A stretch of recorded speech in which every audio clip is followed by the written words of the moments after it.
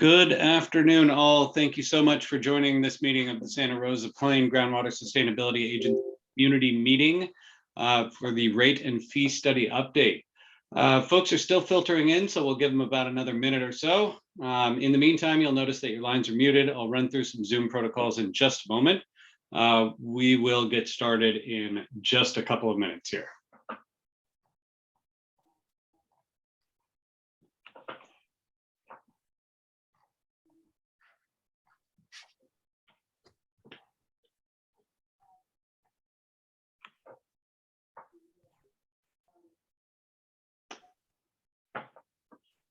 All right. I think we're probably expecting another 30, 35 people or so, but I am very sensitive of the time. My name's Sam McGillen, a facilitator with Sacramento State University's Consensus and Collaboration Program. We have been assisting the Santa Rosa Plain GSA with facilitation of the advisory committee that you'll hear about in just a moment, as well as these community meetings. Really appreciate you joining today. As I mentioned, for those that joined right at 5:30, I'll quickly run through a few webinar protocols and then run through the agenda for all of you. You'll note that all of your lines have been muted. We are expecting around 80 individuals today. So just in the interest of time and to make sure that we get through all of the material in your question today, we're going to do the following. Throughout the entire presentation, we encourage you to use the question and answer function that can be accessed by clicking on the button at the bottom of your Zoom controls. You can then tap Ask a Question and enter your question into the Q&A box. Hit send and it'll come directly to staff. At 2 points throughout the presentation tonight, we will break to answer some of your questions verbally. We're really going to focus on those questions that are kind of repeats or that we see some common themes from, and staff will answer those in real time. At the same time, staff is going to be working furiously behind the scenes to answer as many of your questions via text as possible. The main thing that I want to impress on all of you, though, is that all of your questions are being recorded and will be captured for the Groundwater Sustainability Agency Board's review following this community meeting. As we note at the bottom of the slide on the left side, all question and answers will be posted online within a week.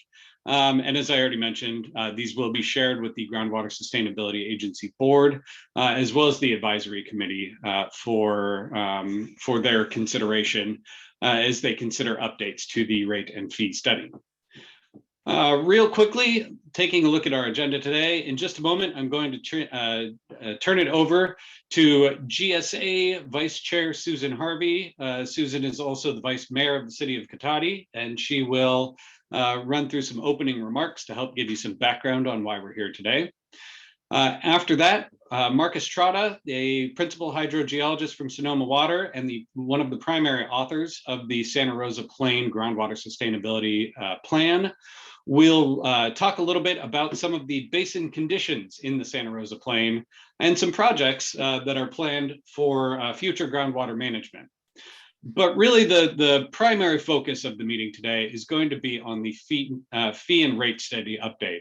We're joined by Jerry Bradshaw and his team from SCI Consulting, who is assisting the Santa Rosa Plain Groundwater Sustainability Agency, or GSA, with the fee and rate study update. So Jerry's going to run you through some information. And as I said, there's going to be ample time to answer your questions that I already see rolling in using the Q&A feature. We will close out with some final remarks from Vice Chair Harvey, and it's our goal to get you out of here no later than 7:30. So with that, if you can go ahead and go to the next slide, Andrea. For those requiring Spanish language interpretation, there's some information on the slide here. I'm going to pause in just a moment and give you the opportunity to read through that. If you do need Spanish interpretation, please click on the interpretation button, the globe at the lower right-hand corner of your screen, and you'll be switched to a different audio channel. We have a Spanish language interpreter who will walk you through the presentation. So I'll pause here for just a moment to go over this slide. Please read it, and then we will move to Vice Chair Harvey for opening remarks.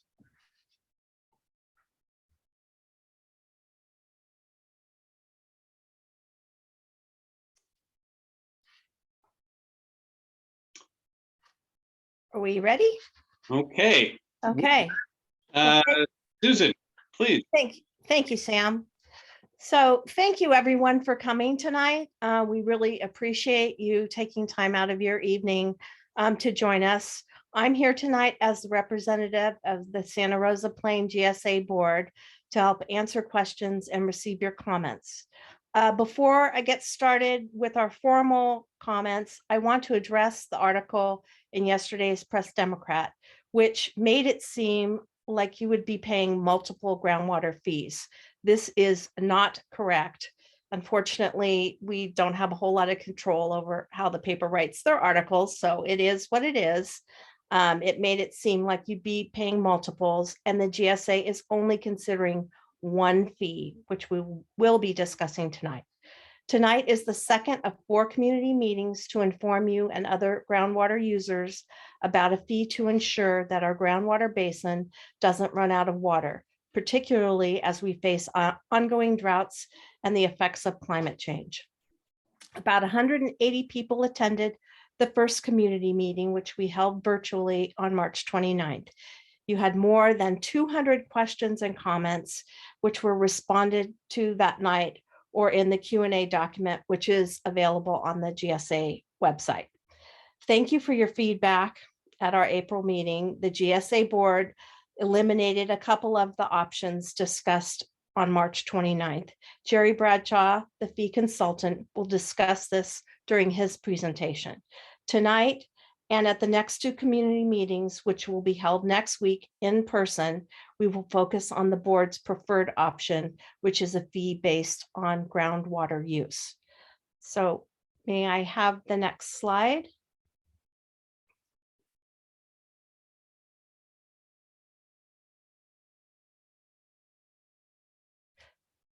Okay, so first, we want to spend a little time discussing why we are even considering a groundwater fee. In 2014, the state passed the Sustainable Groundwater Management Act, or SGMA, which requires local management of groundwater. The purpose of SGMA is to ensure that groundwater basins throughout the state don't suffer the same type of problems as in the San Joaquin Valley. As the photo shows, because of the overpumping of groundwater, the land surface in the San Joaquin Valley actually subsided or sunk more than 6 feet between 1988 and 2016. With the passage of SGMA, California joined all other Western states in managing the groundwater. As you can see, we really don't want to see any of those kind of effects here. In compliance with SGMA, the Santa Rosa Groundwater Sustainability Agency, or GSA, was created in 2017. This decision-making board is comprised of elected or appointed officials. In addition, the basin has an advisory committee that provides stakeholder feedback and input to staff. Together, the board and advisory committee represent a broad swath of interests, including rural residential well owners, agriculture, business, environmental interests, and water suppliers. The county and other cities and towns and special districts in the Santa Rosa Plain have supported the GSA for the first 5 years through either a contribution or with a fee that was approved in 2019. In total, local agencies have paid more than $2 million to support the GSA. This has been matched by state grants and technical assistance of another $2 million. This funding has paid for the Groundwater Sustainability Plan, which allowed us to operate the new groundwater agency and hold more than 50 board and advisory committee meetings, several workshops and community meetings, all of which have been open to the public. So tonight, we will discuss the existing fee and how the GSA proposes to modify it. We know that's why most of you are here, and we don't want to keep you in suspense. The current fee is $19.90 per acre foot of groundwater pumped annually. We will talk a little about what an acre foot is later, but for the people in one house on their property who use a well for their home, garden, and landscaping, the current fee would be about $9.95. However, Since 2019, when the fee was adopted by the GSA board, the county and Sonoma Water have contributed funds to the GSA so that rural landowners, agriculture, businesses, mutual water districts haven't had to pay the fee. The municipal pumpers, which include the cities and the town of Windsor, have paid the fee based upon the amount of groundwater they have pumped. As you will hear from the next two speakers, the current fee doesn't raise enough revenues to cover the costs of implementing a recently adopted groundwater plan. So the new fee level that is under consideration is equivalent to $36 to $44 an acre foot. For rural residents, that would equate to $18 to $22 per parcel annually. Again, our fee consultant will get into the details, including how the fee is calculated, but we wanted to let you know the number right off the bat to help alleviate some concerns. I look forward to your questions and comments. I want to assure you that the GSA board will be discussing your feedback as we move forward. So our facilitator, Sam Miguel, will introduce you to our next speaker. And again, thank you so much for your time. Thank you, Vice Chair Harvey. Really appreciate those opening remarks.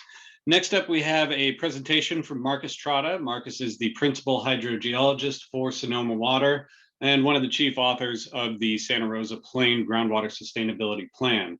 Marcus is going to talk with you a little bit about conditions in the Santa Rosa Plain, as well as some of the projects that you can expect through implementation of the Groundwater Sustainability Plan. With that, I will hand it over to Marcus for his presentation. And just another quick reminder, I see a lot of questions rolling in using the Q&A. Staff will answer some of those via text, and we'll pull out sort of common themes and threads for them to address at the end of Marcus's presentation. Marcus, go ahead, take it away. Great, thank you, Sam, and thank you all for joining us this evening to hear about this important topic. As Sam mentioned, I'm going to kind of give a brief overview of basin conditions and some of the projects and monitoring that's required by the Sustainable Groundwater Management Act. So starting off just kind of with a big picture overview, in Sonoma County, the state determined that 3 groundwater basins must comply with the Sustainable Groundwater Management Act. That includes Petaluma Valley, Sonoma Valley, and the Santa Rosa Plain. And if the basins are not locally managed, the state Water Resources Control Board will intervene and begin charging fees to well owners until locals are able to comply with SGMA. So in essence, SGMA requires that we locally manage the basin. The basin we're talking about here tonight is shown on this map. That's the Santa Rosa Plain subbasin. And it's outlined in the dotted blue line, kind of shown in the light gray coloring there.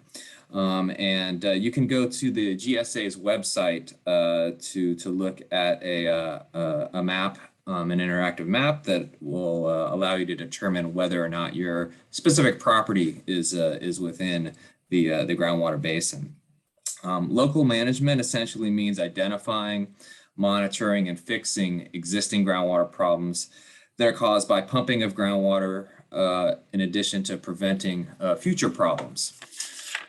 So next slide, please. So the information that I'm sharing tonight, again, at a very high level, is supplied in detail in the Groundwater Sustainability Plan, which can be found on the GSA's website at that URL that's shown at the bottom of each of these slides. The Groundwater Sustainability Plan, or GSP, it's a highly technical and very lengthy document. It does include an executive summary that provides a good overview of basin conditions, as well as the monitoring and how sustainability is defined in the basin and what types of projects and management actions the GSA is considering. The plan was developed over several years and included feedback from the GSA board, an advisory committee, as well as the public, which included more than 50 public meetings. And the advisory committee includes representatives of rural well owners, environmental interests, agricultural interests, urban interests, as well as business interests. Next slide, please.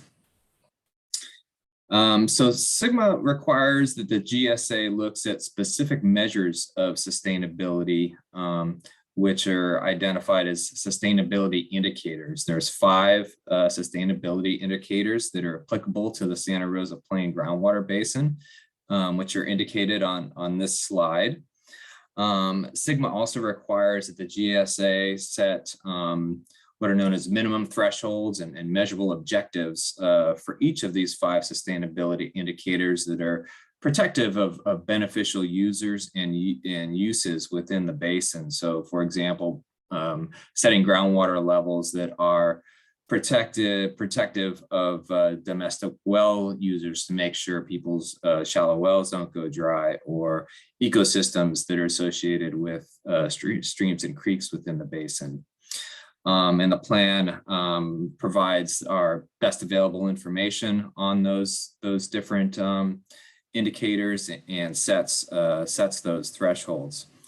If there are problems now, or if they are likely to occur as the climate and land uses change, and the SGMA does require that we look out 50 years and look at 50 years of projected future climate and land use changes.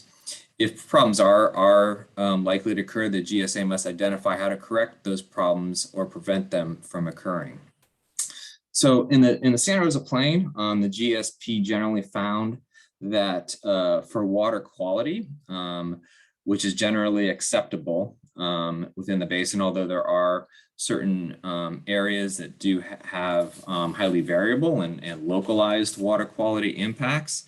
SGMA requires that essentially the GSAs do no harm through implementation of their GSP, as there are many other water quality regulations and agencies that handle water quality. And so for land surface subsidence, which is another sustainability indicator, the GSP did not find any evidence of land subsiding or sinking due to overpumping of groundwater. So for these 2 sustainability indicators where we don't see any existing problems related to implementing the GSP, the GSA must monitor these regularly to make sure that we identify any problems and are prepared to take any action should they crop up in the future. For the middle sustainability indicator, this is the depletion of interconnected surface water due to groundwater pumping.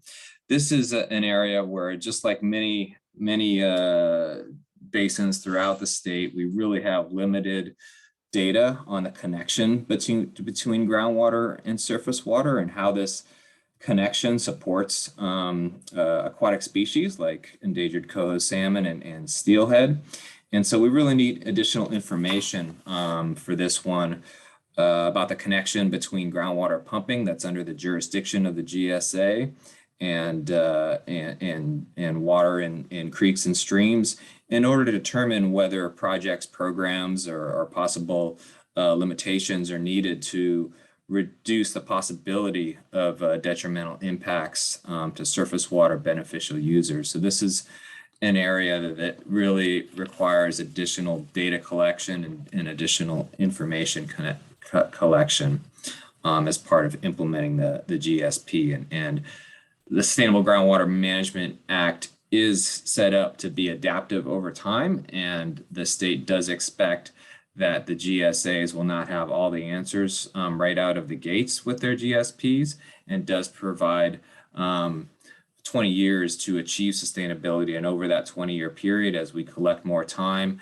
the state does expect that we'll be updating and revising our GSP based on that new information.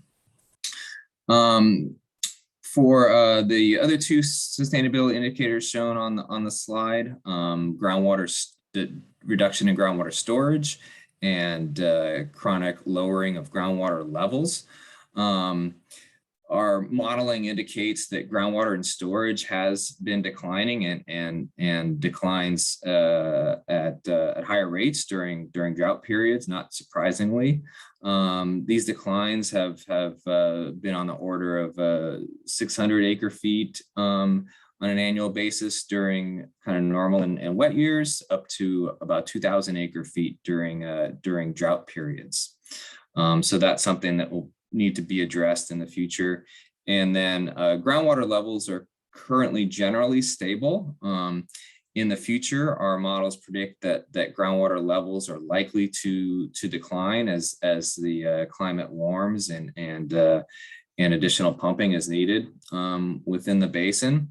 So here is where, for these two indicators, we must continue monitoring to track actual conditions going forward, but also be prepared to develop projects and actions to prevent problems from getting worse, and making sure that we do achieve sustainable conditions by the state's deadline of 2042. We have 20 years to achieve sustainability. Next slide. So the types of projects and actions that are needed to achieve sustainability are described in detail in the Groundwater Sustainability Plan.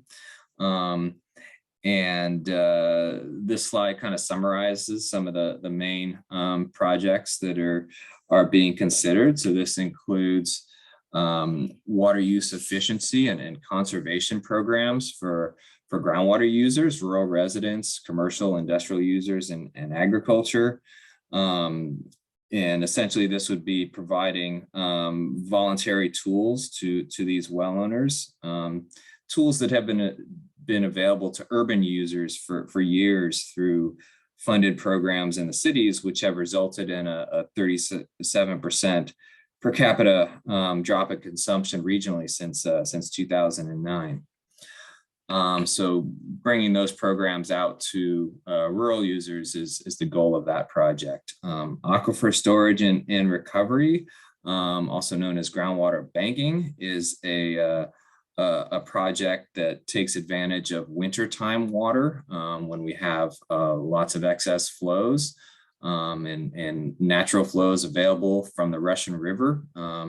We can take some of that water in the winter and use it to recharge the groundwater basin through wells and store it underground, essentially like a above ground reservoir, only utilizing the aquifer, and have that water available to help meet demands during dry years or times of emergency. And it's a way to offset essentially pumping of native groundwater. And we've done some pilot studies in the region on this, and actually the Sonoma Water just received a grant from the state through drought resiliency funding to implement aquifer storage and recovery at 2 of our wells within the Santa Rosa Plain groundwater basin.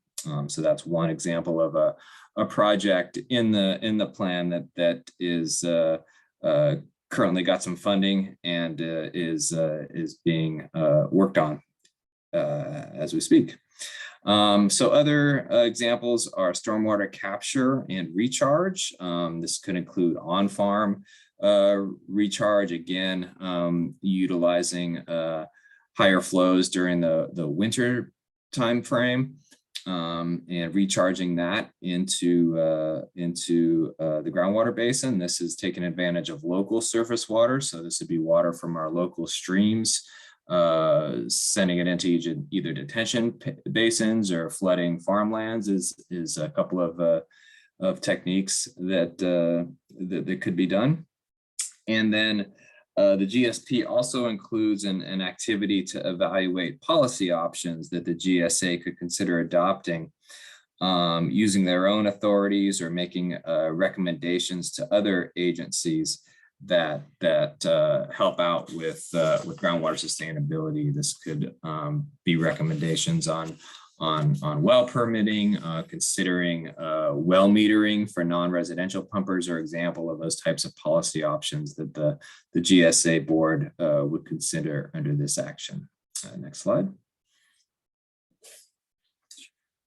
So each of these projects or management actions does require planning. The GSA doesn't want to spend money on a project that won't benefit the groundwater basin. So before, kind of the shovel goes in the ground, we want to have a pretty good idea if that the project will successfully meet those goals. And so this is an example of kind of that planning and investigation that would be conducted in order to really help prioritize and make sure these projects are efficient at accomplishing their goal of sustaining our groundwater resources. So this is an example of an on-farm recharge project. Again, the concept here is taking flows and creeks when they're flowing at higher levels in the winter or spring, basically taking storm water and spreading it out and allowing it to sink into our groundwater basin. And so, what would be involved in that is identifying appropriate areas where that could be conducted, areas that have good connections to creeks. There are interested landowners and growers in the case of on-farm recharge. Those locations have suitable soils and a water source for recharge. Would want to kind of rank and prioritize possible locations. So does the creek that could be benefited have groundwater dependent ecosystems or species? Is there known to be a problem in these areas with surface water depletion that's due to pumping? Permitting is going to be an important aspect to these types of projects. And then specific to recharge issues is, what will those soil types allow for the adequate infiltration? How will that recharge benefit those nearby creeks and streams and ecosystems? And from a farming perspective, would there be any impacts to their crops or vines from being flooded more than they normally would be? Next slide, please. So in addition to the projects and management actions I just described, the GSA must comply with SGMA by monitoring changes in groundwater levels, stream flow, land subsidence, and water quality, all those sustainability indicators, which I described earlier. And the GSA is also required to work on closing data gaps that have been identified in the GSP, and to improve and continue refining the model that's used to project what could happen in the future. Because of the potential impact of groundwater pumping on streams and endangered species, we also must coordinate closely and share information with local, state, and federal resource agencies.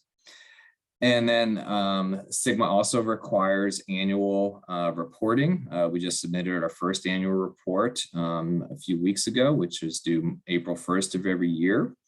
SGMA requires a 5-year update of the GSP, which is an opportunity to make any refinements or updates to your sustainability indicators and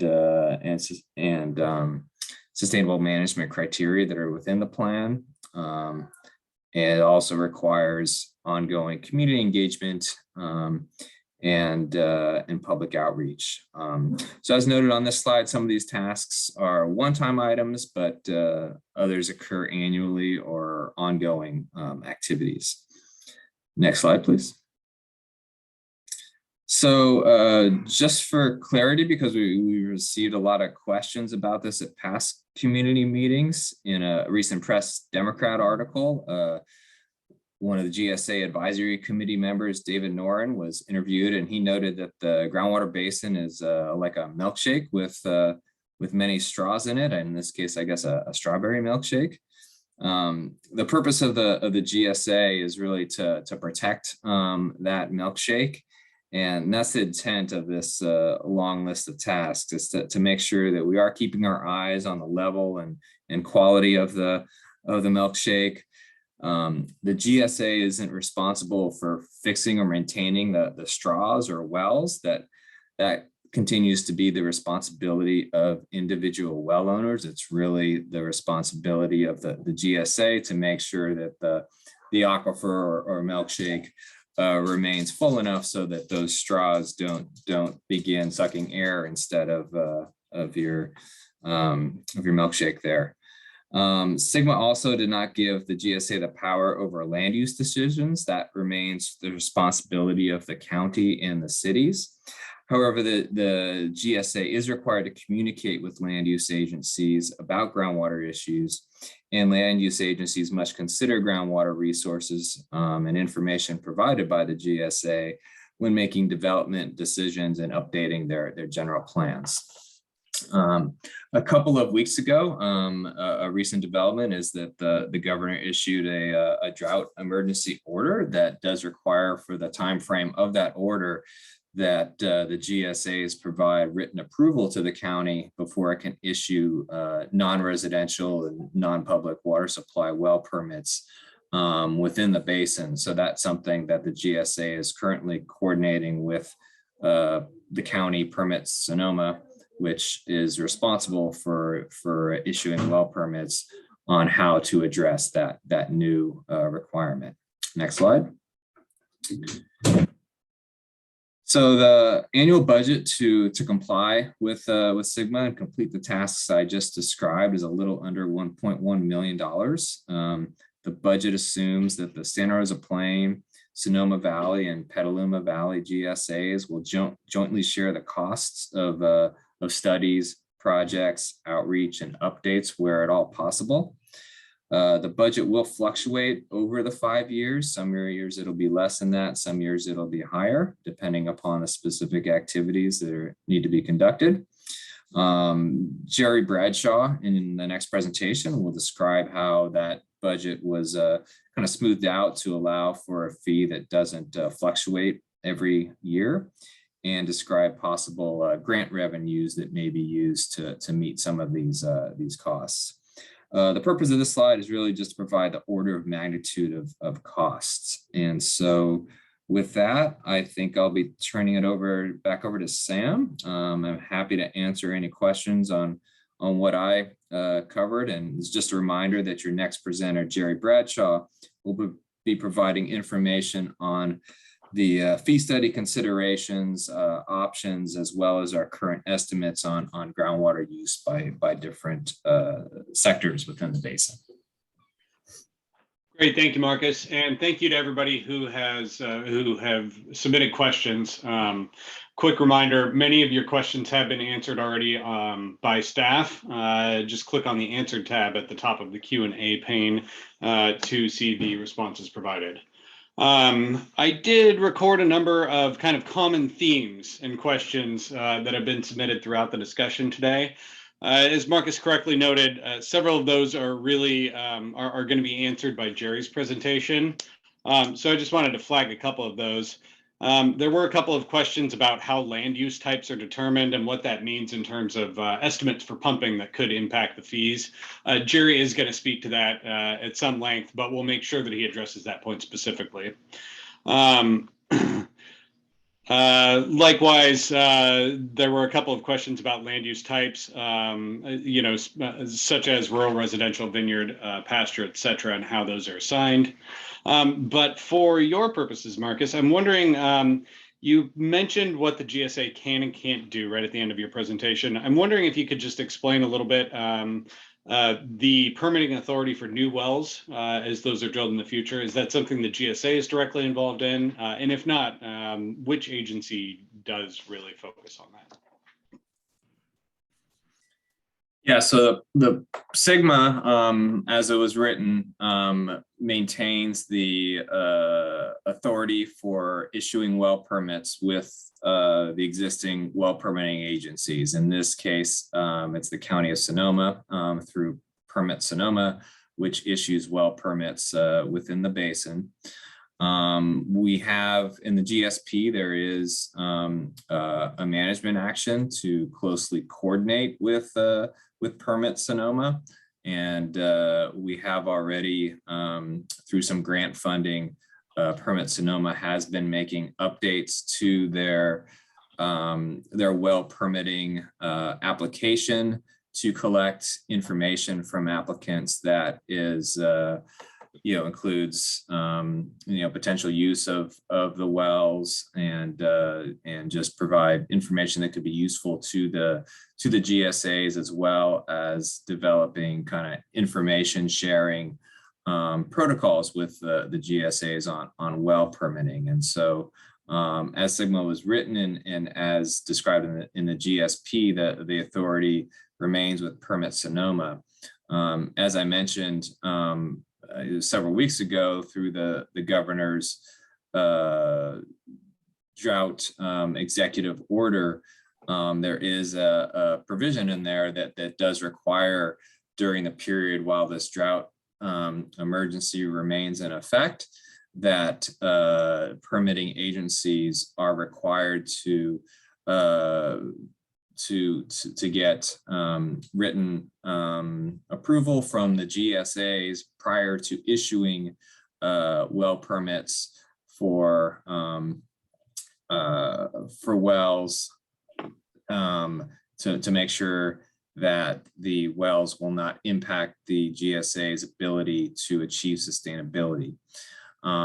That order does exclude essentially rural residential wells, domestic wells from that requirement, and it also excludes public water supply wells. But so it would include agricultural irrigation wells, commercial wells, and so the GSA is currently working with Permit Sonoma to develop some protocols on how to move forward to comply with that requirement of the order.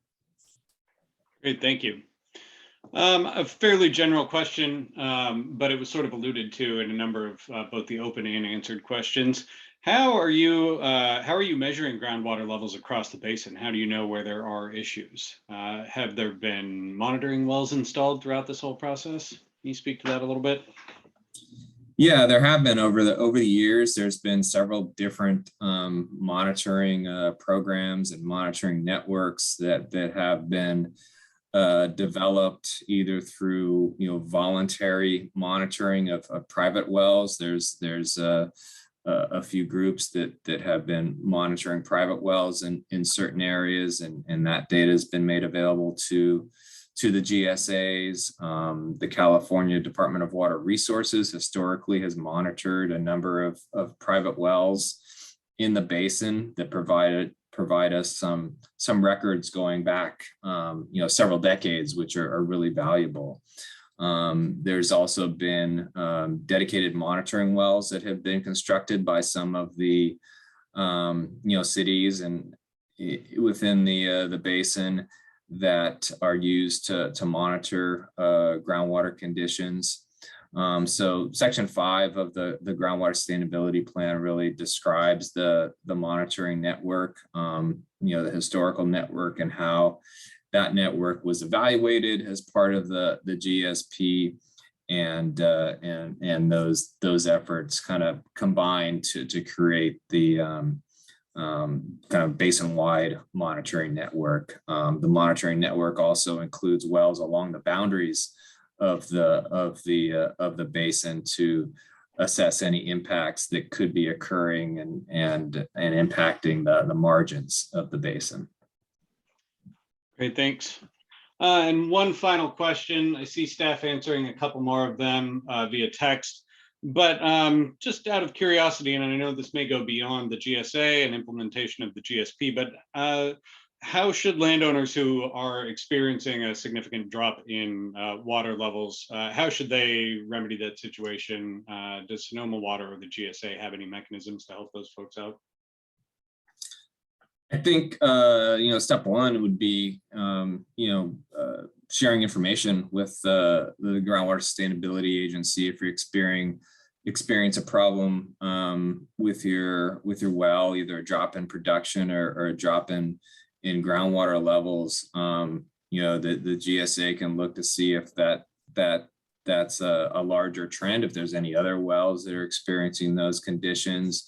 We can look to see at our our historical record, if that's a common experience in that area during periods of drought, and whether those groundwater levels are likely to recover.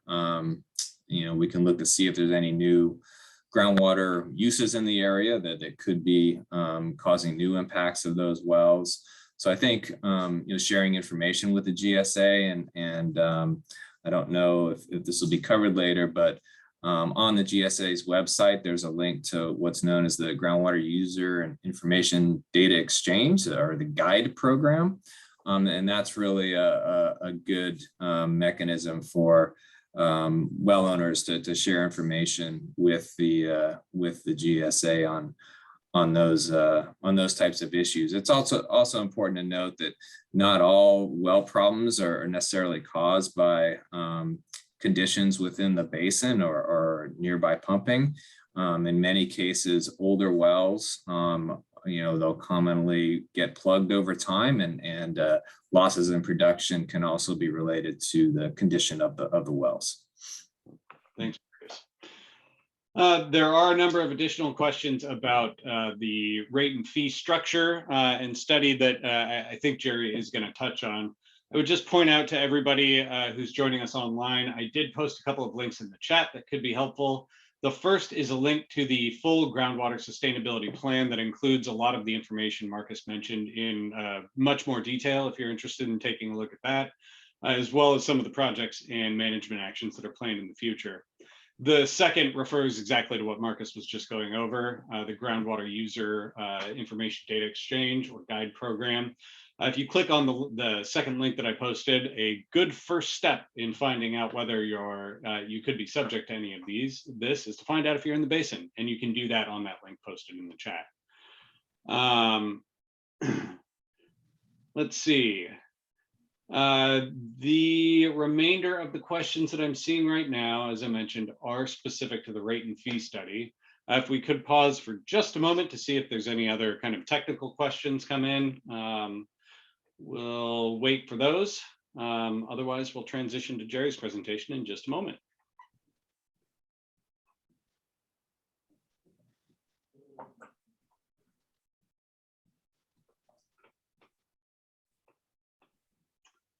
All right. Well, thank you very much, Marcus. I think the remainder of the questions will be answered by Jerry's information. So we'll go ahead and transition at this point. I'd like to introduce Jerry Bradshaw from SCI Consulting to walk you through much more specific information on the proposed fee and rate study update. Jerry. Thank you, Sam. Appreciate it. We're going to be looking at 4 different groups of information here. We'll look at the various funding sources available to us. We'll look at our groundwater pumping data that there's already been a lot of questions on. We'll look at the cost, which you've already previewed here with Marcus's presentation. And then we'll look at various preliminary options and rates at the end, and then sum it all up. The next slide, I'm going to go over some background. Some of this is redundant, but it's from a different angle. Vice Chair Harvey gave us an overview of the governance of the Sustainability Agency, and Marcus gave you an idea of what the conditions of the basin are and future actions and projects and so forth. But I'm going to kind of go through the 3 phases of the formation of this from a financial angle. The first phase was the agency formation back in fiscal year 2017 and 18. And those first 2 years were funded strictly by member agency contributions. The second phase began in fiscal year 2019. A lot of things happened that year. Most importantly to what we're doing is the agency adopted a fee structure. And they also started developing the plan, the GSP. So those were things that got kicked off in 2019. The fees that were adopted in 2019, as you saw earlier, was $19.90 per acre foot per year. And so it was a fee charge based on how much water you were presumed to have pumped. The annual average cost of those years was a little over $1 million, not much different from the budget we have projected in the next 5 years. So There's not much of an uptick in cost, basically cost of living, although it's a different type of set of work we're doing now that the plan is done and we're actually going to implementation. During the last 3 years that we had grants that averaged $662,000 per year, plus the local fees were aimed at collecting another $377,000 per year. So you can see it's about a 2-to-1 ratio between the grants and what the fees were intended to raise. The grants were from the California Department of Water Resources, Prop 1 and Prop 68. And on the fees, none of you all got charged those fees, even though they were actually levied on your behalf, but they were paid for by the county and Sonoma Water. They covered the private pumper share. We'll show you an example of that in a minute of what that looks like. So the next phase we're heading into is the GSP implementation, as summarized by Marcus. The annual budget, could you click on the next paragraph there? Yes. So the annual budget increases slightly to about $1.1 million per year. And because of this, and because of the structure that had gone before, and now that we know what the plan entails and what we're going to be doing in the coming years, it was prudent to do a new rate and fee study to increase that. Plus the grants that we're funding the prior work are being wrapped up. So those grant funds will not be coming forward into the future years, although we will be talking about grants in a moment. So the next bullet talks about the fee calculation, and it's a pretty simple calculation. I just want to preview it here. You look at your total revenue that you're trying to raise through fees, and you divide it by the total acre feet of groundwater used. So those are the two parts of the equation, and we're going to go into some details on those in a moment.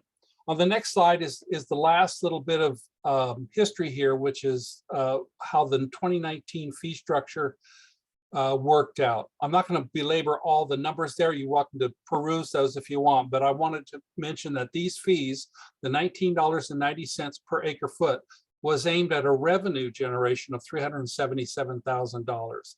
So as we look forward, I think we're going to require a lot more revenue than that from the local fees, even with some grant contributions that we're hoping to get in the future. So that's sort of the takeaway here. The average pumping used in the 2019 study was just under 17,000 acre feet. Our current estimates are up to about 20,000 acre feet, and we'll go through that in a few moments too. I just want to point out that the upper half of the chart, these are members of the JPA, the agency that pump water, and they all paid their fair share through this fee structure. All the other entities in the basin that aren't members, including Sonoma State, Cal-Am, Larkfield, and the small providers, and all the other individuals out there that fall into these other categories, were not charged the fee that was levied. That was paid for by the county and the county water district. On the next slide, we'll talk about funding sources. So who do we see about raising money? Well, there's different places to go. And judging by past history, the agency has good experience with a couple of these. So the first, we put them into three basic buckets. The first one is grants. Obviously, anytime you can get grants that don't need to be repaid, that's a wonderful way to fund your programs. And there have been good grants in the past, and there may be some in the future that we'll talk about in a moment.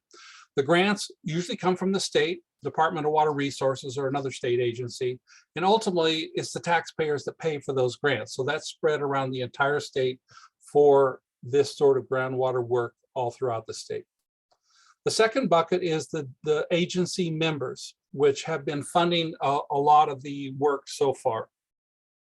And that we've broken that into two subsets. Water agencies like the cities and the towns are one source of funding there. And then the other source would be the county or a couple other member agencies that don't have revenues, that don't have customers that they can pass the cost on to, like the conservation districts. So the top category, water agencies, if they were to pay in, they would have to pass those costs on to their water customers, and it would all end up to some extent in the same place as a direct charge.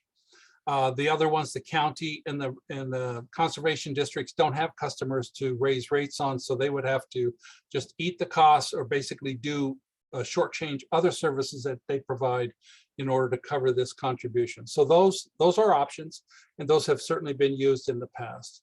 And the last category are the beneficiaries of groundwater. So it's number one portion of that is the groundwater users. These are the ag and the rural residential and other types of land uses that depend directly on groundwater production. Another option is to look at all water consumers in the basin, not just the people who depend on groundwater, but the people who get their water from the cities or other water districts. So those are a couple options that we'll show you with the options as we get to different rate scenarios later on. So the next slide talks about well owner metrics, and this has been a subject of great conversation. There's a lot of questions in the Q&A boxes, I realize. So basically, we've broken it down into the same categories that we did in 2019. There's the municipal and other public service providers who pump water and then pass it on to their customers. There's agricultural and other types of irrigation. Rural residential, there's a lot of rural residences out there that depend on well water for their domestic use. And there's some commercial and a few urban wells too. The next click, we look at how we measure the water. So we've broken those 5 categories into 2 groups. The municipal and other public systems meter their pumping, and they report that pumping quantity to the state Department of Drinking Water. So that is public information that we have access to, and we've folded that into our groundwater estimates. But the other 4 categories don't report their pumping, and in many cases, they don't even meter their pumping, so they don't even know specifically how much they pump. And that's for agricultural, rural, and rural residential and the other categories there. On the next slide, we show you kind of a pie chart of how this breaks down. The 2 blue pieces of the pie are the public water pumpers. The large, like the cities and the water district, are in the big piece of the pie, which is about 23% of the whole pie. And then the small pumpers, the small mutual water agencies, and the small little other pumpers that pass it on to the customers is another 5%. The 2 green pieces of the pie are agricultural and other irrigation that we've labeled as turf irrigation. And you can see those are by far the biggest piece of the pie. Rural residential is also a sizable piece at 23%, even though each rural residence uses just a very small amount of water by comparison. There are a lot of those out there, and they add up to almost a quarter of the pie. The commercial uses and urban irrigation make up the balance there. I want to point out one more thing. With a click here, we would see that that part is what we have metered amounts for, but the other 3/4 of the pie, we have to estimate the amounts. So based on that, let's talk a little bit in the next slide about how we estimate those. Since we don't have actual pumping records, we have to base it on other things. And basically what we're doing is we're basing our pumping estimates on your water demand. So for agriculture and other irrigation, we have pretty good data on what crop types are on what acreages of land. And we know approximately what type of water demand any crop type requires. So we calculate that to come up with an estimate demand for agricultural and turf irrigation and other types of irrigation. And we feel like we have some pretty good data to estimate that. But I want to point out that these are estimates. This is basically a water demand model that we're developing. Since we don't have actual pumping data, this is the next best thing. We think it's still pretty fair across the board as far as how we estimate it using good assumptions and good data. Rural residential is based on several studies. We have 4 or 5 different studies that we base that on, and we validated it with some local water agency data. Commercial and urban wells, those vary by land use, and as you saw earlier, they don't make up a very big piece of the pie. So let me give you some examples of how these water usage or water demand rates are calculated. I've given you 4 examples here. The first one being 50 acres of vineyard. And what we do is we apply a rate of 0.6 feet per year. Now let me pause and explain what that means. In the Bay Area, we get anywhere from 14 to 20 inches of rain per year. That falls out of the sky, falls on everything around us. 0.6 feet equates to about 7 inches of water per year. That's how much water that a vineyard would require to irrigate that vineyard, in addition to whatever natural water it gets. And so we do that 0.6 feet across the 50 acres vineyard, multiply those together, and we come up with 30 acre feet per year. So that's how we calculate it for all these categories. And I just wanted to walk you through that one here. The next example is a pasture land, twice the size. 100 acres of pasture land works out to 4 acre feet per year because it's a very small usage rate for pasture, primarily for the livestock that graze on it. 100 acres of grain, that's considered dry farming, so we assign it 0 acre feet. So grain farming is not considered to be a consumer of groundwater. And rural residential, we've assigned those 1/2 of an acre foot per year. If you do the calculation, that works out to 446 gallons per day per use, and which is about, for a 4-member household, is about 111 gallons per day per person, which is actually less than the average per person usage that we get from our water providers in the area. So we think that that's a fair estimate of rural residential. We understand that some people will use this and some people will use more, but we have to base it on some sort of median average, and that's what we came up with there. And the last bullet there, I want to mention that a lot of properties have rights to surface water and get deliveries of surface water or recycled water. There are some cities that use their recycled water network to distribute water to some of these vineyards and so forth. So we have pretty good data on that, and we give a credit against what we estimate your crop or your site will use, and we'll deduct it by how much surface or recycled water. For instance, that 50-acre vineyard at 30 acre feet per year is what it requires. If you're getting 20 acre feet from surface water rights, then we would only charge you for the difference, the 10 acre feet. So we have pretty good records on that. We think we're heading in the right direction for that. So that kind of gets you behind the curtains on how we do this. There are many more categories. I've just given you a few examples here, but I think it's a pretty stout way to estimate this for the model that we're trying to build.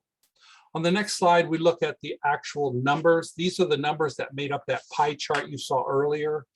I think what my takeaway here is that at the bottom line, we're ranging from about 18,000 to 22,000 acre feet per year. That is actually pretty close to the estimate that the Groundwater Sustainability Plan estimated, which we think is a good result because our estimate was on a parcel by parcel basis, whereas the Groundwater Sustainability Plan looked at the basin-wide metrics here, and to come at it from two opposite ends of the spectrum and come up with basically the same numbers, we thought was a pretty good result. So that was sort of a green check mark to let us know we're heading the right direction. The second of the bottom line shows you what the recycled and surface water credits amount to. They range from 400 to 300.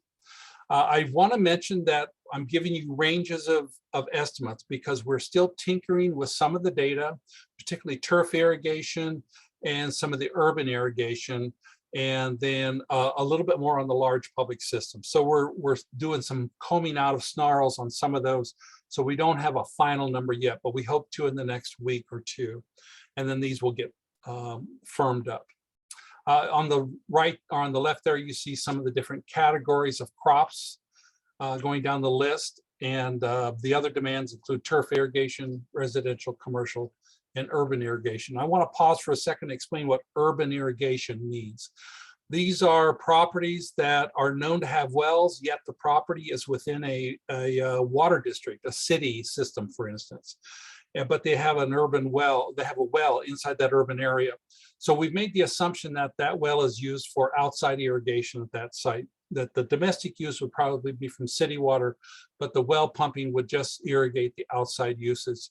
And at this point, we're estimating at 1/10 of an acre foot per year, a very small amount for those urban wells. But as I mentioned earlier, we're still combing some of the snarls out of that data and trying to get a little more realistic on that.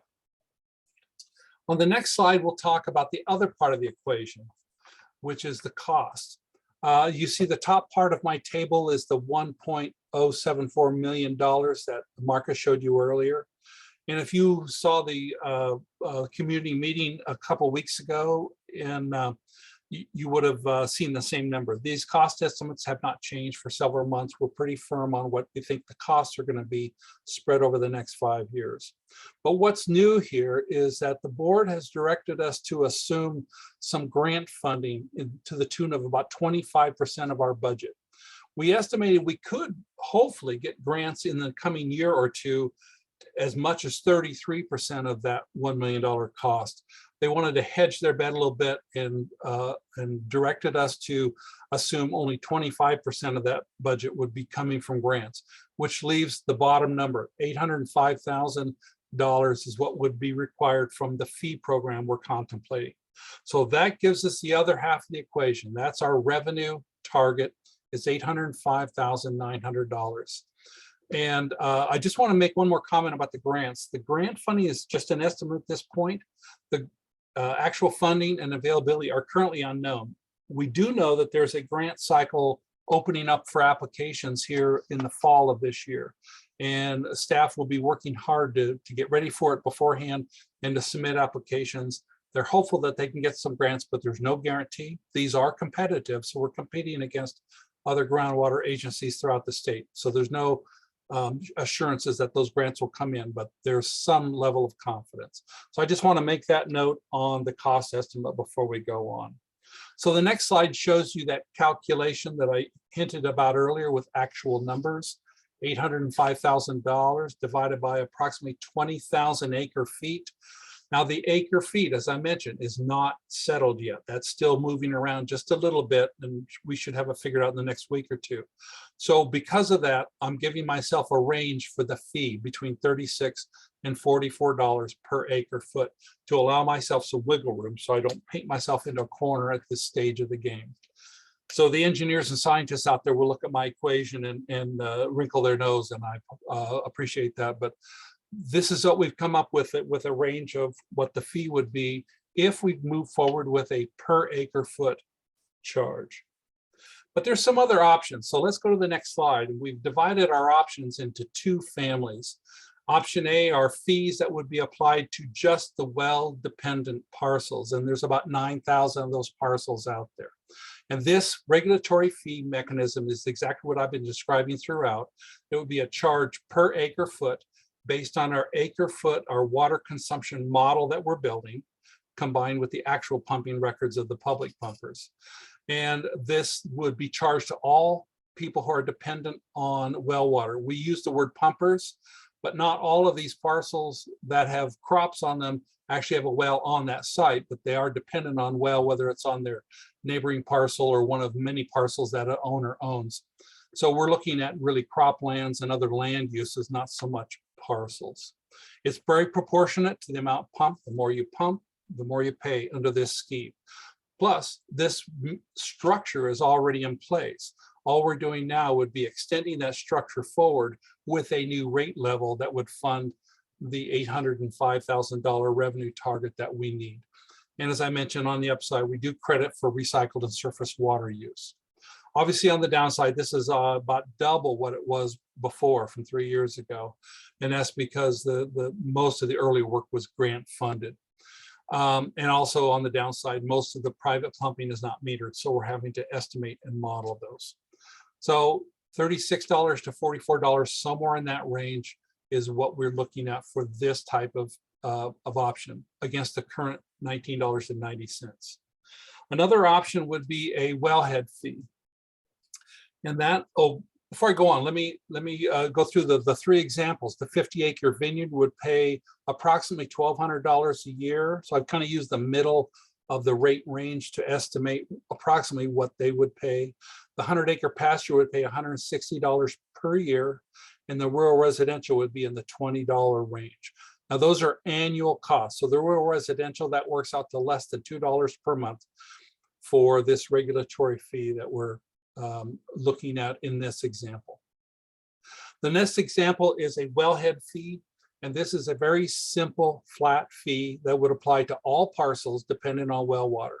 So all groundwater pumpers or groundwater users would pay it, and it'd be the same amount of between $75 and $92 per parcel. So a rural residential would pay that, as well as the 50-acre vineyard. Any parcel that is dependent on well water would pay the same amount under this scheme. Lastly, before we go on, I just want to point out what the state intervention fees would be like. Marcus alluded to this, and I think Vice Chair Harvey also did, that the state could intervene if the agency doesn't move forward on its plan and start coming up with some solutions and improvements. They could intervene, and they would pose their own fees, and they would charge both of these fees. It's a $300 per well plus $40 per acre foot is what's right in the statute as far as what they would charge. And if the intervention persists, the $40 per acre foot would go up to $55 per acre foot. This also includes a $100 registration fee for de minimis wells, for rural residential and small use wells. So it's certainly not something that pencils out money-wise. And even more than that, state intervention comes with all kinds of other issues, and it's not even a long-term off-ramp. They only come in to babysit the agency until the agency can get on its feet and do what it's supposed to do. So with one last click, I'm going to mention that the wellhead fees at this point, the board, the agency board has decided not to pursue that any further. The disproportionality of that and the high cost just seem to be prohibitive and doesn't seem to be a place they want to go. On the next slide is option B, and these are taxes or assessments that would apply to all the parcels in town. So this was the all water users option I mentioned in my earlier slide, that if we spread the cost to everyone in the basin, this is what it would look like. So there's a couple of examples here. The first one is a parcel tax.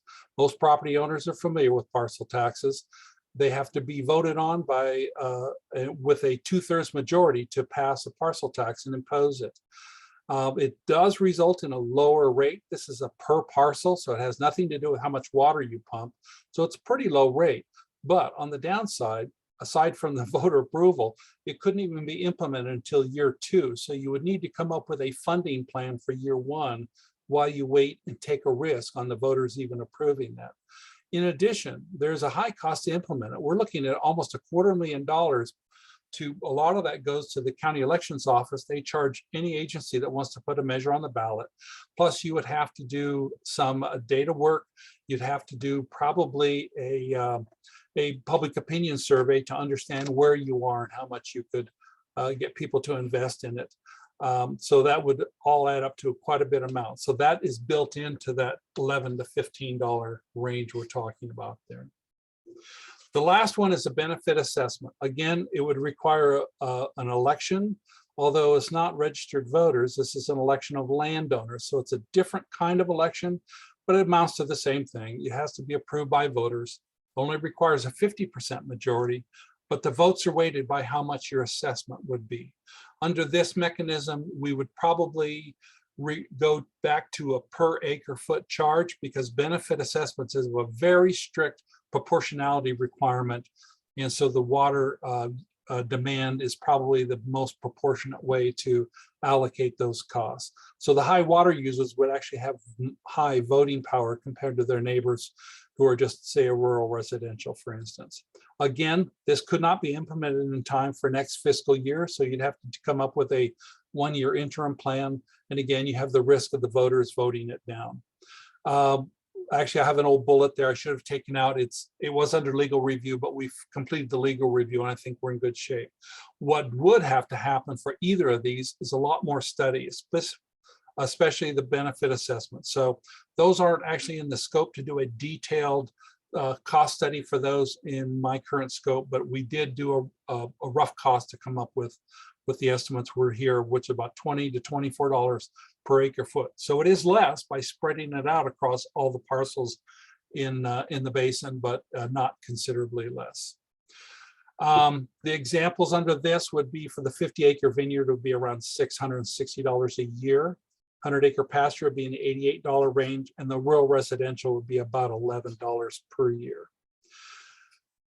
So the board has taken a look at these, and because of the risk of voter approval and having it go out a year, and I just want to mention one more thing with the parcel tax, and to some extent with the benefit assessment. Whenever you do an election like this, these things don't get passed on their own. They really require a campaign to promote it, which is something the agency is not allowed to do by law. So it'd have to have some sort of grassroots campaign to come out and support either one of these measures. And that's not likely based on the public opinion survey we did about 1.5 years ago that showed that fees, well, people acknowledge that they're probably necessary. They weren't particularly in favor of this. So based on that, we don't have high hopes for either one of these passing voter approval. So we've crossed these off the list too, or the board has. So they've directed us to not go any further on these. But we did want to point them out to the community here as we walk through the options and let them know that those are options, that we did consider them, but at this point, we don't plan on going any further. The next slide gives us a summary of what the board direction was on the fee options. For the budgets and rates, and this is just a summary of what I've already talked about, we would retain the current structure, but update it with new rate levels. We would assume 25% of our revenue is coming from grants, so only 75% would need to come from these locally generated rates that we're talking about here. The board did not support the wellhead fee because it's just not proportional. The parcel tax and the benefit assessment have extra expense. They're either difficult to pass or not likely to pass, and neither one of them can be funded in year one. So it would require an interim funding plan. On the timing, the board is sticking with its original timeline to get this fee structure on the next click. The fee structure approved by June of 2022 in the next couple of months. And we'll show you the timeline in just a moment here. And that would be in time to place these on next year's property tax bills. One of the questions was when could they expect to be billed for this? If these are passed by the board, they would go on to the property tax bill. Doesn't mean they're a tax, it's just the property tax bill is a convenient way that's available for collecting fees such as this. And that's probably how it would be done. So you see your whole year's fee on your tax bill, of course, payable in 2 halves like any property tax bill. The next slide, we show the procedural steps coming up and so forth. We have in April, which we're just wrapping up here, we have 3 more community meetings, actually this one and 2 more. In May, we'll be back in front of the advisory committee in May 9th. And then on May 12th, we'll be back to the board to consider the rates. We'll have everything settled. The acre feet estimates will be done, and we'll be able to show them a completed draft rate study for them to consider. And hopefully they would set a public hearing probably for June. And then would reconvene in June to have a hearing on the fees and potential board adoption at the June 9th meeting. And that would be well in time to get it on the tax bills. All that information is due to the county tax collector by early August, so they can get on the tax bills that they print out in October and mail to all the property owners. So that's the timeline with the procedural steps ahead. On the next slide, we show you the upcoming meetings. We have community meeting 3 coming up on April 26th, same time as this one, and that's in these are next 2 are in-person meetings. So you're welcome to come back or tell your neighbors to join us at those. On the 26th is the Windsor Community Center, and on the 27th is the Santa Rosa Memorial Veterans Home. Then we have the other meetings I showed you on the other slide, the advisory committee on May 9th, the board May 12th, and the board again on June 9th. And those are all public meetings, and you're welcome to attend those. Just check the website as we determine whether or not they're virtual or whether they'll be in person. The next slide, we talk about some resources for you to go to that helps explain what you've heard all throughout the presentations tonight, not just mine. We have the website, we have fee study information and budgets, and we can come back around to these links if you want in a minute. So I just want to go to the next slide and talk about a summary of all that you've heard tonight. In 2014, the SGMA Act was passed, and we were directed to form local agencies for the 3 basins here in Sonoma County, with the Santa Rosa Plain being one of those basins. And the task there was to define sustainability during the development of the GSP, and then ultimately to achieve sustainability with implementing the GSP, which is that last bullet is where we're heading into right now. Implementing sustainability, it means a lot of different things. We have projects and actions. We have a lot of data gaps, information we don't yet know that we have to collect, monitoring and reporting, communicating with the public. That's a big part of this, and it's actually stipulated in the act that we need to communicate robustly with the community. And of course, update the basin-wide model, and then every 5 years we have to update our plan. On the funding options, as I just went through, one option is to charge groundwater users, which is the preferred option. That's why it's bold and underlined here. And the other option is to charge everyone, which we are discarding at this point. The rates, the current structure, but new rate levels that would go up to between $36 and $44 per acre foot per year. And the wellhead fee, the parcel tax, and the assessment are being left behind at this point. So that's a summary of what you've heard tonight.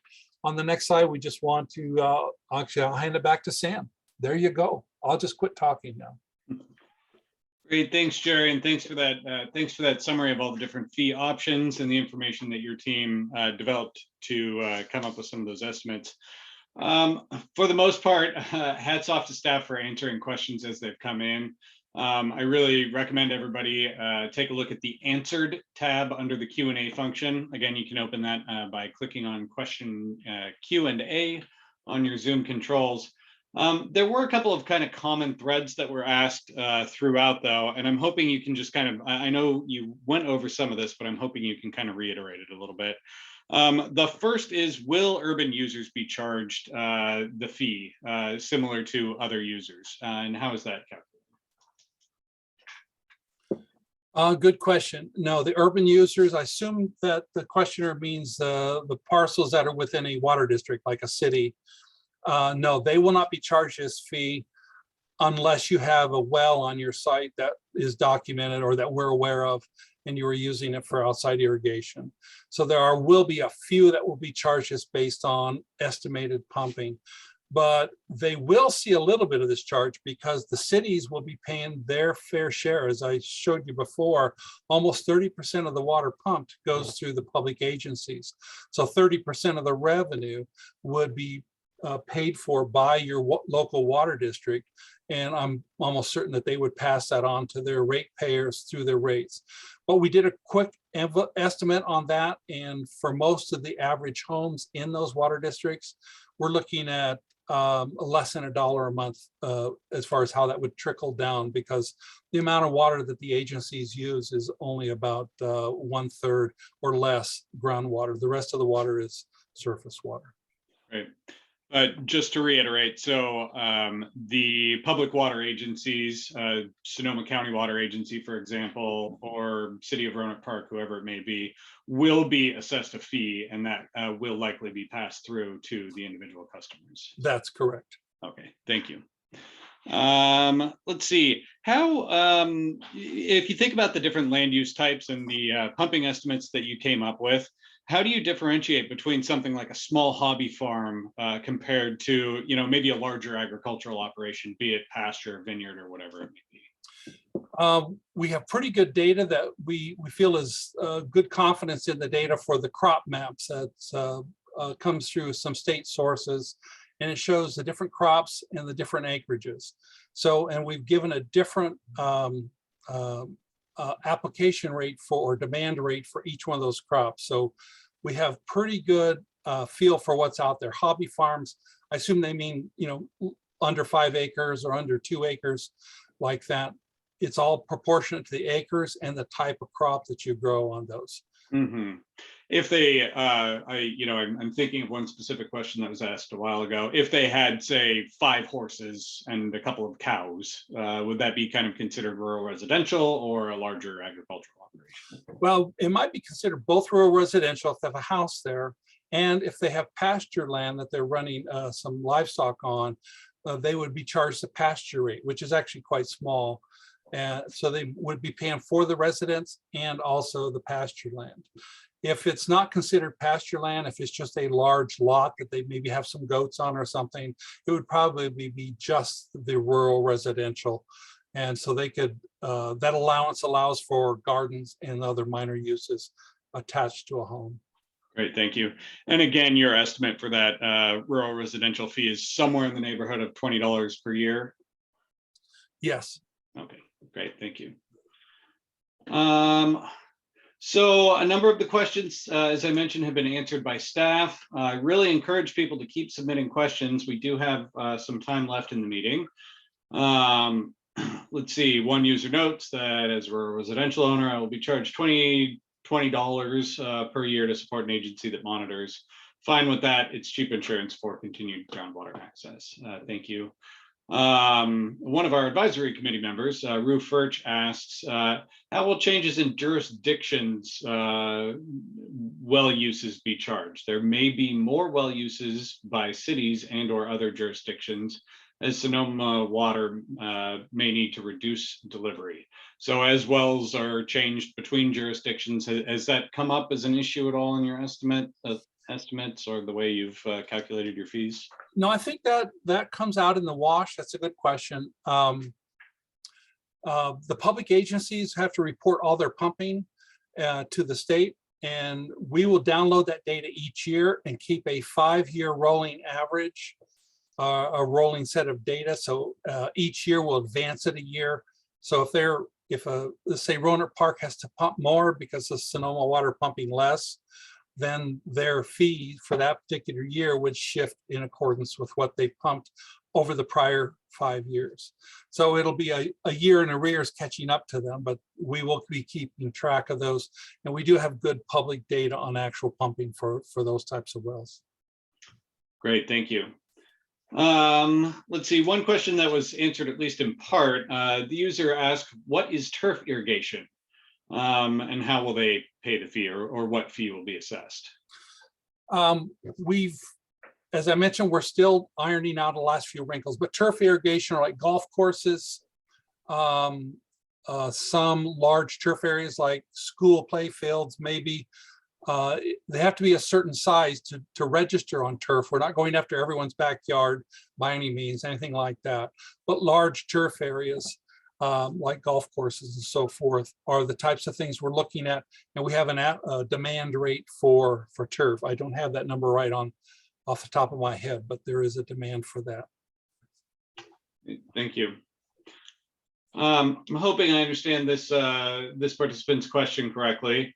They ask, why are the largest users, largest, and plus-sized users lumped under the same range? I'm not sure that I understand the question entirely, but my understanding is that depending on the land use type, they would be charged a different fee based on those pumping estimates. Is that correct? Yeah, we're charging per acre foot. So a large user has a lot of acre feet. So that $40 per acre foot, let's say, is where it ends up. That's how much would be charged for all the acre feet that they pump. It's like going to the gas pump. You pay the same dollar per gallon as the guy in front of you, but you're filling up a semi. The guy in front of you is filling up a Prius. You pay different amounts, but you're paying the same rate. So that's sort of an analogy of how we've done this. So it's the same rate for everybody that's dependent on well water. How much they use or how much they're estimated to use will determine what they actually pay on their bill. So if you pump more, you pay more is the basic takeaway. Yes, good point. Great, thank you. Right, a question that's come up a couple of times. I'm not sure if, let's see. I'm not sure if this is a question for you, Jerry, or Sonoma Water. I have seen a couple of questions answered and they continue to come up.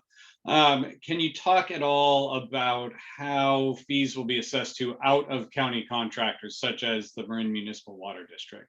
Is that something that's being addressed in the fee structure, or I don't know if you can speak to that at all? I actually don't have any information on that, but I will ask Marcus, if he's not busy typing on one of these answers, if he is aware of any out-of-county users like MMWD.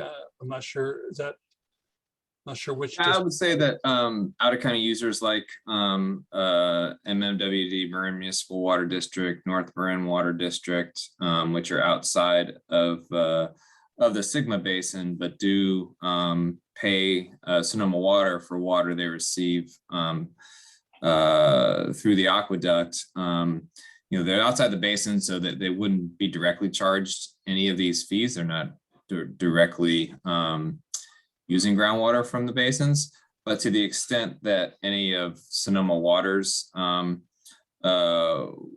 production from the Santa Rosa Plain through its wells goes through that aqueduct, they would, you know, essentially be a part of their fee would include the fee that Sonoma Water would pay for pumping from the Santa Rosa Plain.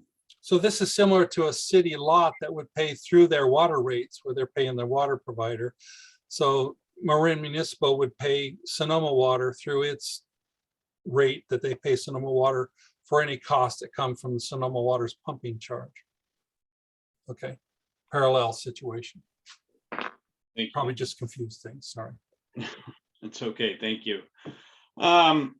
Let's see, one of our advisory committee members just asked for a quick reminder.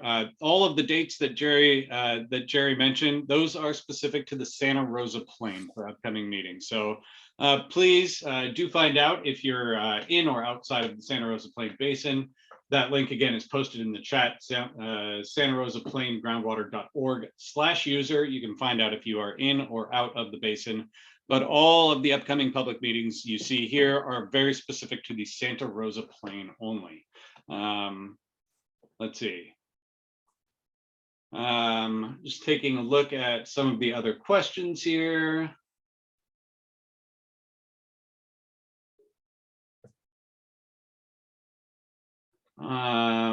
One individual asks if the tax or fee will be on our property tax bill. Is there any way to remove the tax for the Russian River tax on properties? I'm not sure if there's a Russian River tax. I don't know, Marcus or Jerry, if you can speak to that at all. No, I don't have information on that. Okay, thank you. Unless they're referring to the Warm Springs Dam or Lake Sonoma. It's not clear. I would ask that participant if you could clarify your question a little bit more, that'd be wonderful. Otherwise, you can certainly follow up with staff afterwards as well. Let's see, one final question that I'm seeing here.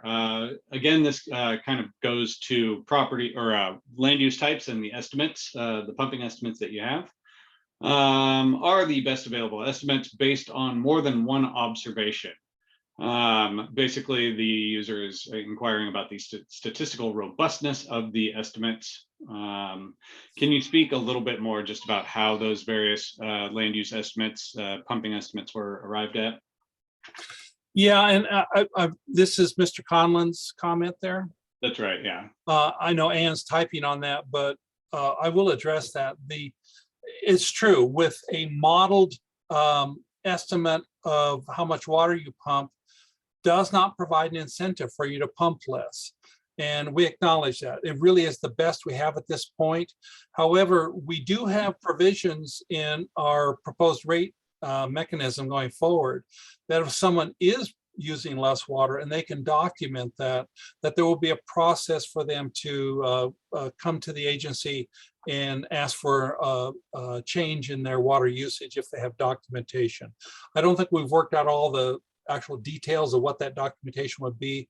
So it'd probably be a case-by-case basis until some systematic approach is developed. But if someone is actually using less and they have mechanisms to use less through conservation or whatever else, changing irrigation methods, for instance, then they can come and demonstrate that. And I think there can be some relief in the rates. So it's not built into the rate, but there is an external process that we believe will be available to the ratepayers. Great, thank you. All right, at this point, I'm not seeing additional questions coming in.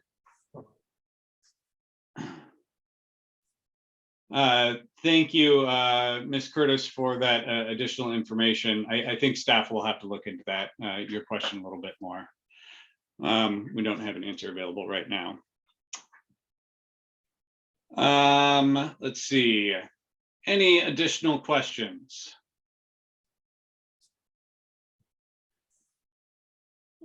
All right. Well, thank you, Jerry, for that information. That's extremely helpful. And again, just a quick reminder, there are additional meetings coming up. Vice Chair Harvey will mention those again in just a moment. Thank you all very much for attending. At this point, I do want to turn it over to Vice Chair Harvey for closing comments, and we'll get you out of here a little bit early. Susan.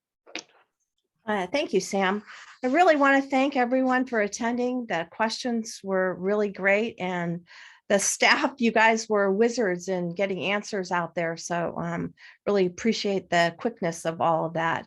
And we really do like to get this information from folks so that we can come up with the best possible agency that we can. So your feedback is really important. We will be discussing your feedback. The questions that have been asked and answered will be up on the website. So for those of you that were trying to follow along and couldn't keep up with all the questions and answers, they will be out there. And as was mentioned, there are 2 more meetings, April 29th and April 30th. I should mention that the presentations will be the same as tonight's presentation, but they are in person, and you are more than welcome to attend those meetings also. But I really appreciate everyone's patience. Everyone was so courteous and kind. I appreciate the presenters, and together we will make this one of the best agencies within the state. We've worked really, really hard to get us to this point, and a lot of folks have put in a lot of time and effort to get us here. And we really need the help of good data from individuals throughout the county to get us where we need to be. So thank you for your patience, and thank you for all of your input. And with that, I guess we can give you a little bit of time back, unless there are any other pressing questions. We will give you another 25 minutes back in your evening. So thank you, everyone, for attending. Thank you all. With that, we'll go ahead and adjourn. Take care and have a wonderful evening. We hope to see you at the upcoming community meetings. Take care, everybody.